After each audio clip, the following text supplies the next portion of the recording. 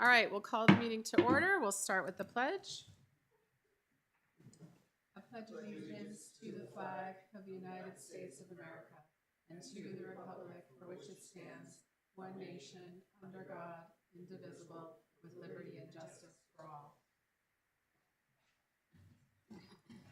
All right. John Morgan is going to be absent tonight due to a work conflict, but we have a quorum with 4 here. We will start our meeting as usual by reviewing and signing payroll and accounts payable.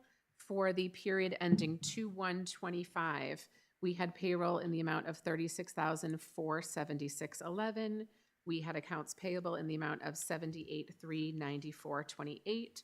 We did have our regular ACH payments to Swayze and the co-op. The Swayze payment is $245,000, and the co-op payment is $709,932.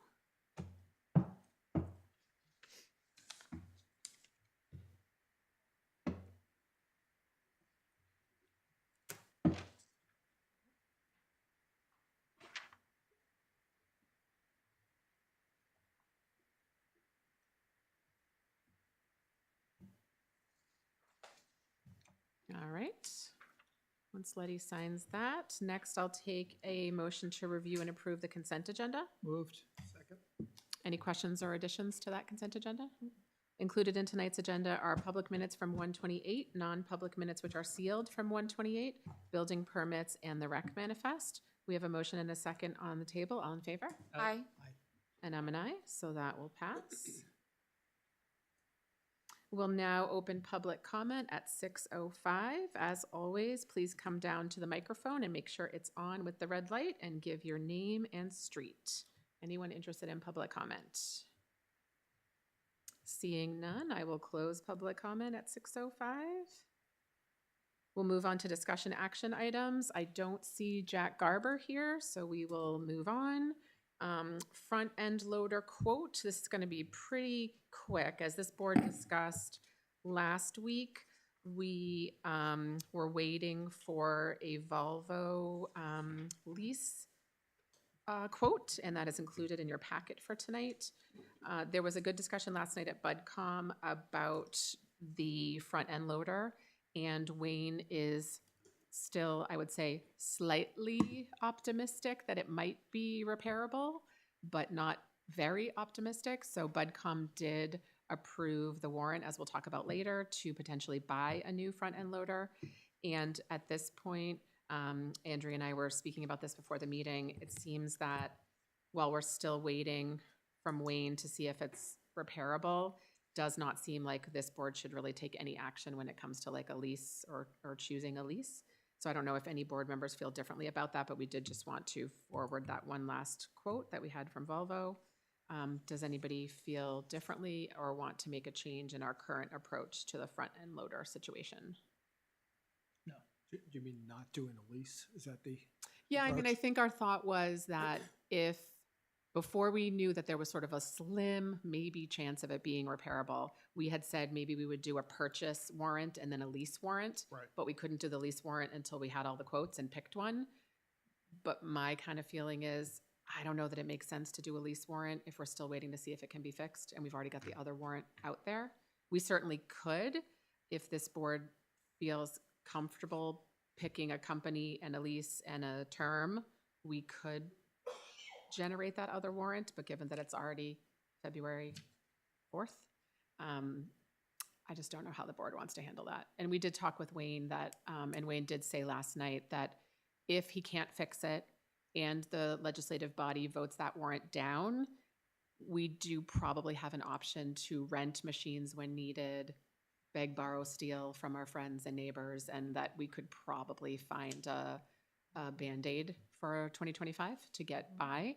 And so with that being said, This proposal in the packet, though, that's just one of the handful. right, we had already had them, I think, the lease proposals from the others. This is similar. I would say the interest rate's a little bit lower, but the initial cost is a little bit higher than some of the other quotes that we had seen. So I don't know This how. is just lease. This is not a purchase. Correct. Oh, okay. Right, the purchase cost would be the 182 there, and then the lease is broken out there as either a 4 or 5 year lease. And I think, what's the difference? Oh, one's semi-annual and one's annual. That's the difference. No, I just want to make sure that depending on what happens, we would have the option to choose from the various proposals. Yeah. The other thing we as a board would have the option to do is if we felt that there was room in Wayne's budget or in another line item, we could, as the governing body, decide to enter into a lease, but we just wouldn't have separate appropriations for it. So, if it was one of these, it's $20,000, we could probably find that in the budget if we really felt that that's what we needed to do moving forward.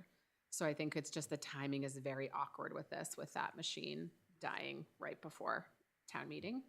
And so I don't know if anybody wants to try to pursue choosing a lease and putting a lease warrant forward. Given that the cutoff for petitioned warrant articles was today at 4, I'm not really sure on, I don't know if you know, Andrea, in terms of could we still introduce a warrant if needed? You have until, you have to post your warrant, it's the 24th, it's a Monday, whatever the Monday is. Okay, so the warrant. technically, we would have time if we But really then, wanted to put yeah, one forward. it's last week. Yeah. Does anybody on this board feel that they want to move forward with trying to post a lease warrant? No? Okay. All right, so this will just be informational, and we'll kind of see what happens, and cross your fingers to the John Deere parts gods that we find a way to maybe fix this vehicle instead of having to replace it. Okay, so we will leave that as is. In terms of the warrant, in your packet, you have the current state of the draft warrant. I did update it today with all the Budget Committee recommendations. The Budget Committee agreed with us on all recommendations, but they did not vote on the closing the library amphitheater because that was budget neutral. There was no funds involved in that. They did vote on all of the other warrants, and those passed. There was some spirited discussion at BudCom last night, as there always is. And we will look forward to having the town meeting legislative body go through each of these. And so right now, we are good with the 9 warrant articles that we put forward. We did receive 2 warrant articles today. The first, we had been given a heads up by the Brentwood newsletter that they were going to put a warrant forward, so you'll see that there under Article 10. And then the second was submitted today to put a local tax cap on our budgeting process. And so both of those have just been transcribed over from the exact wording. And Daphne did confirm that both of those warrants had 25 or more legal voter signatures. And the select board does not take a position on those petitions. Questions or comments about those 2 new petition warrant articles? No. I mean, the substance, and I suppose I could look this up my own, but it references 32.5-3. Yep. Does that provide authority for this type of Yes. provision? Yep. And is that then a mandated position, or mandated by statute if approved? Is that? I think that is something that we would have to discuss with legal in terms of if this passed, is it binding on the select board to adopt it? Certainly, I think that's, if it passes, we will have that discussion. Also, this is a citizen, the wording is, I found it like a little bit confusing in terms of, because it also says that you would base your salary cap on the inflation index, but also the change in population. So unclear to me what that means. So if this does pass, we would have to work with legal to figure out what this all means for us moving forward. There's a formula in that RSA, basically. Okay, and it has the population in there? Okay, Yeah, it perfect. accounts for both. Okay, so my assumption is that we would work this through with legal if it passes. But as with all petitions, you just have to put them forward exactly as they are presented by the taxpayer. Other questions or comments on those 2 new warrants? So we have 11 articles total. And so if no one has any particular questions about this, I think we'll run it by Mitchell, probably Laura Spector Morgan, just to make sure that the wording looks legal. And then we will move this forward as our official warrant if there's no other changes recommended by this board. Any other comments on that? Okay, all right. All right. Okay, we will now move on to regular business. And we will start with an intent to cut that we have here. So this is an intent to cut for 10 acres off of South Road. And it has the lot number on here. And Jillian, this went through the standard process, right? Okay.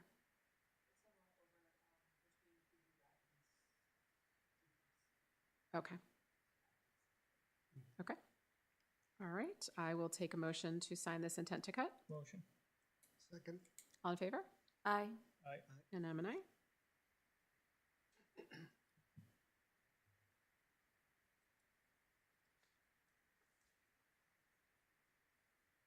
And then, Paul, next, if we can discuss the mutual aid contract.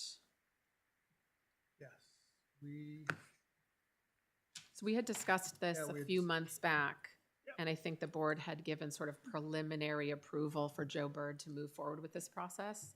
So my understanding is now that the contract is ready for signature?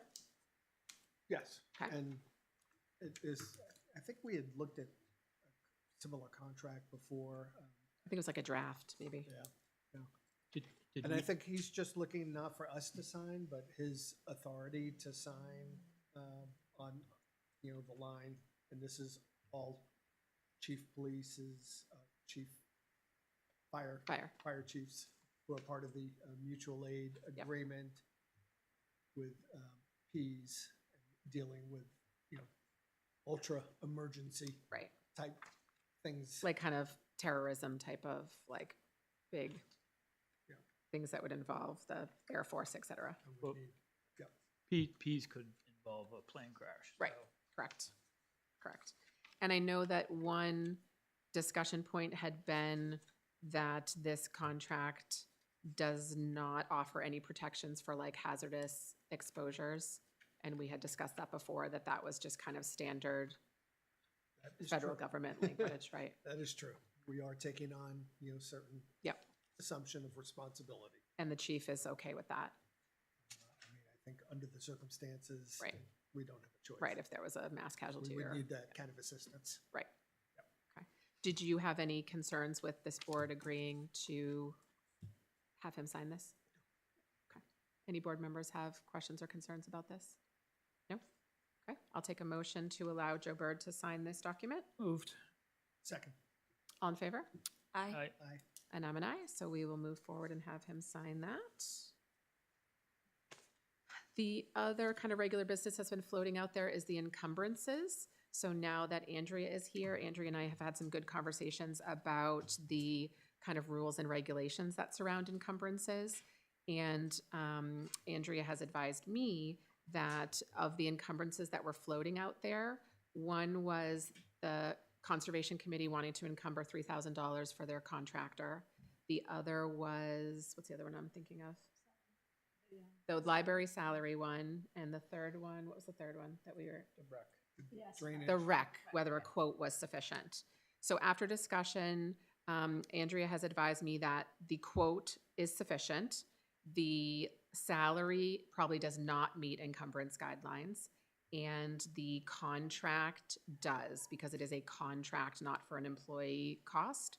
And so I'm looking for this board to potentially approve the conservation encumbrance and the rec encumbrance, but we do need to reverse our vote on the library encumbrance, and I have already given the library a heads up about that, that they will have to find that salary expense in their budget for next year or through an alternate funding source, because we are not going to be able to encumber that.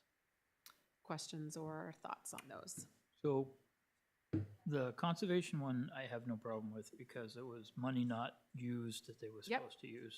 Yep. The rec drainage, they knew it had to be done. They didn't put it in a 25 budget, so I'm leaning against doing that encumbrance. Okay. Do you want to speak to that, Andrea, in terms of why you thought that that one was reasonable for the, What was the statute again on that? Do you remember the statute? that How the much is funds had to be obligated?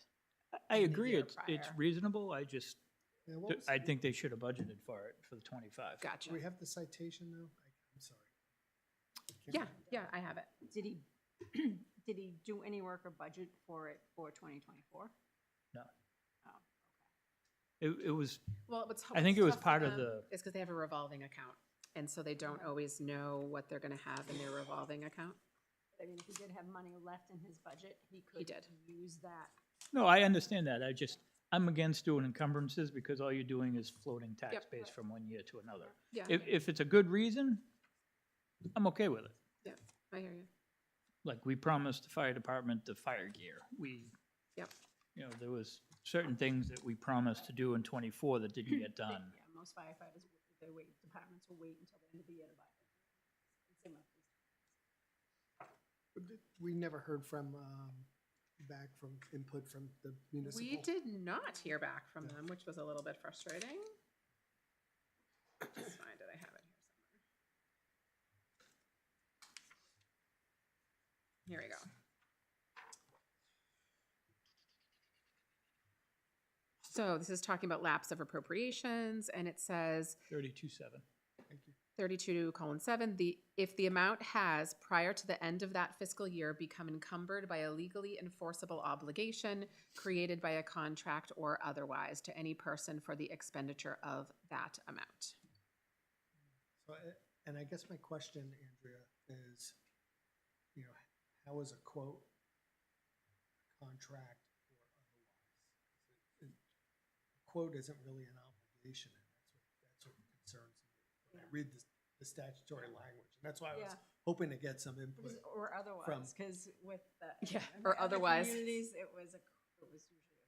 Well, like otherwise could be, I suppose, maybe oral agreement, but usually you don't think of as just a bid as a legal. I think the way that you Recommendation. explained it to me is that if you get a quote for something, but you're holding on it because you don't know if you're gonna have the money until the end of the fiscal year, and then you get to December and you're like, oh, I do have the money, then you decide to do it, you wouldn't have signed a contract, right? Because you didn't know if you had the money. So the quote is sort of holding the place of what you will do if you have the money. Like, that's kind of how you explained it to me. I could see it Right. both ways.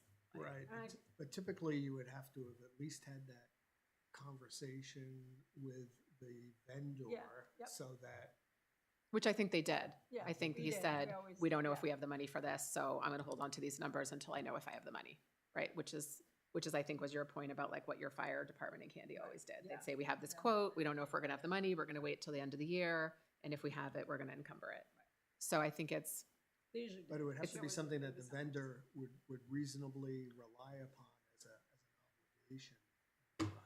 That's why I'm having a hang up, you know, if, yeah, I think we all felt it was in like the gray area. So it's really up to this board.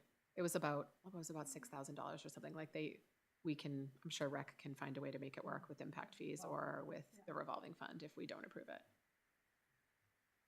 So it sounds like the conservation one, people feel more comfortable with because that was a signed contract. Do we want to put that one up first for a vote? moved. Second. Any more discussion about that one? All in favor? Aye. And I'm an aye, so we'll pass that one. The library, we feel pretty confident that we do need to reverse that one, so I'll take a motion to reverse that encumbrance. Moved. Second, Any more discussion? All in favor? Aye. Aye. aye. Okay, and that's a pass. And then rec, does someone want to make a motion on that, or should we just decide?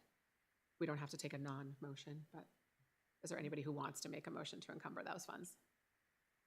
Okay, seeing none, we'll just let the rec know no on that one. Okay, sounds good. I think that was all I had. Did you have anything else for us, or Jillian, did you have anything else? Okay, we'll now move on to committee updates, and we'll start with Andy. I have nothing. Okay, Paul? No committee updates. Okay, any other board business? Yeah, just, it seems like we may be getting some monies out of that Noyes estate. Transaction went through a couple of days ago, so there's monies, being held in escrow pending. There was a last second petition that was filed, that was denied by court. The administrator is waiting 30 days, and then we're hoping for a distribution of those funds. So I'm working with the administrator, Joe Tropiano, who I Great. know quite well, and then also counsel at Muni, Great. Mitchell Muni. Yep, so that, hopefully, that's a legal issue that the town's been involved in for a number of years, that a property has now been sold, and the town of Brentwood will be receiving most of the proceeds of that sale. Great, thank you for your work on We that. could encumber those funds. No, We can put them into the general fund, and they Yeah. can be used to Right. help us pay down the tax rate if needed we next could do year. that too. Great, okay, thank you. Letty? Planning board's tomorrow night. Building committee meeting, do you want me to do that one? Sure, yeah. There was municipal building committee meetings today where they reaffirmed $25,000 plus what's already in the capital reserve will be enough to move forward with the design phase that they're talking about doing. Next steps will be at the March meeting, which is on the 18th at 1:30 here, will be to discuss the RFQ, which is like an RFP, but instead they have to tell us why they're so amazing, and then we pick. And then the goal there is for town meeting 2026 to have 3 different options for the voters to choose from. One being a standalone police building, one being a standalone police building with an attached or detached town hall building to be built at some time, and the third being a joint use building like this one is. Great. And Avatar, Daphne wants us to officially approve her getting that for town clerk purposes, and wants to switch over as soon as possible for both town clerk and tax collector. Okay, I think when I talked to her earlier, she was gonna get some information from them on price and contracts, et cetera, Yes, when did you talk to her? this afternoon, After I left? probably. Okay. This was before I left, so. Because the clerk part, we could transition independently. Yes. The tax collector part of her job, we can't transition until we switch over assessing, which Andrea and I have been working with our reval company to see, hopefully we can transition our software during the reval. So that's an ongoing, so we have to wait on that part of it, but the clerk part is totally separate and freestanding. And then that just reminded me of the other part, which is payroll and AP. That would be the next step, yes. I think we need to get through the reval and avatar transition probably first, because that's a little bit of a heavy lift, I think. I think my only concern was that I think Andrea had said that it took a year. So could we start? I think we could start conversations with them Yeah, once are we you get through looking this. at, you're talking about MTS, correct? Mm-hmm. I just reached out to Christian, so. Okay. he and I were gonna talk- Okay. We're gonna talk this week, Perfect. so- And then Perfect. I don't know if this is committee updates or old business or whatever, but at one point we had talked about updating the comp time policy in the Yes. employee manual. Just I don't want to forget that. Yes, I think we should definitely do that. I don't know what kind of time urgency you feel about that. The only Um, urgency is that if we're asking somebody to keep track of earned time, And Andrea had read over that section in the handbook and felt it was a little bit confusingly worded. So no matter what we decide to do, we probably need to clean up that wording a little bit. okay. So why don't we plan to discuss that maybe next week? meeting. Next week? Okay. And do you guys understand? I know you know what, so traditionally for town employees where there's no overtime budget line, for example, for Jillian, if Jillian had to work extra hours one week, so she worked 45 hours because she was helping us out with something, there's no overtime line in the budget. And so what was often done is those hours were called comp time, and she was allowed to take those hours first before earned time. But there was some confusion about, are those hours a straight one-to-one? Are those hours like time and a half, like overtime? And our policy is a little confusing and murky when you read it. And then how are those tabulated? And does an employee have to take comp time, or do they have the option to do overtime? For example, when Mark was hired as land use secretary, he said he preferred overtime. So we put an overtime line in the budget. But a lot of our other budgets do not have overtime. So we kind of, and I think like speaking to Jillian said, I'm generally happy to do comp time because it's more budget friendly, because then you don't have to pay me overtime. And if there's a time when Andrea's here and I can take a few hours off to make up for working late, it works out for everybody. Isn't there an employment statute on this? There may Yes, be. There is. Yeah. You can't force an employee to take comp time. Right. So I think it's considered to be optional here. And most people, I think, We'll take look at comp the time, statute. but yeah, not so sure. we need to look at the statute. We need to look at the I don't know paragraph if in the everyone knew it handbook. was optional. Yeah. Well, but then also if we really want to give every single employee the ability to get paid overtime, then we need to build our budget that way. So then we need to really think about that next year if we're going to do that. Because, I mean, right now, we could just overdraw the line, which of course we could do, but we just need to decide thematically what we want to do with that. I guess if we're having people work that much overtime that frequently, then maybe That's a problem. we should figure That's a out problem. why. Right. Yeah. Ideally, somebody should be able to comp it like the same week. If you have to stay late Sure. some night, Oh, you yes. leave early on Friday or whatever. Like, Yes. hopefully, in general, that would work out for most people. Yeah. But I do think there's some extenuating circumstances where those hours start to add up. So let's just, maybe we can look at the statute and then look at the handbook and decide that in the coming weeks. Mhm. Okay, perfect. Anything else for you? I don't think so. For me, I already presented BudCom and all of the warrants passing. They're definitely, the crowd at BudCom was definitely pretty vocal about concerns about the budget going up and about taxes going up over time. So I'm sure we're going to hear from many of those same people at town meeting. And I think the BudCom felt that the current changes in the budget were rational and reasonable, so those did all pass, but there was a spirited discussion and some proposed amendments to some of those warrants that did not pass. So the budget, the warrants do stand the way we had originally presented them. One reminder I'd like to give to the public is tomorrow night, Wednesday at 6:30 is the cooperative school deliberative session. So anybody who's available and wants to go to that, that's where the co-op budget can be amended or adjusted. So anyone who's available to go to that, please do. And I think that was the only other regular board business that I had. We do have non-public tonight for hiring and legal, and I do not see that Mr. Garber has arrived, so maybe he will get bumped to a future meeting. And so I will take a motion to go into non-public for hiring and legal, which I Sorry, think. just really quickly, why would are we just gonna keep pushing Mr. Garber forward He told me he forever? was going to be here tonight, so I think out of a courtesy, I will ask him what occurred and Okay. whether he wants to be on a future meeting. Maybe Okay. him not being here indicates he doesn't. I don't know. Okay. I'll ask him. I do think at some point, though, the statute that we had looked at does require some findings that we need to make. Sure, yeah, so I'll give him another opportunity. So hiring and legal, I think hiring is B, legal is L, so B and L, I'll take a motion. Moved. Second, And we'll take a roll call, Andy, Aye. Paul, Aye. Letty, aye. and I'm an aye, so we'll go into non-public at 6:31. Thank you, everyone, for being here tonight. Have a Good good night. evening, stay warm.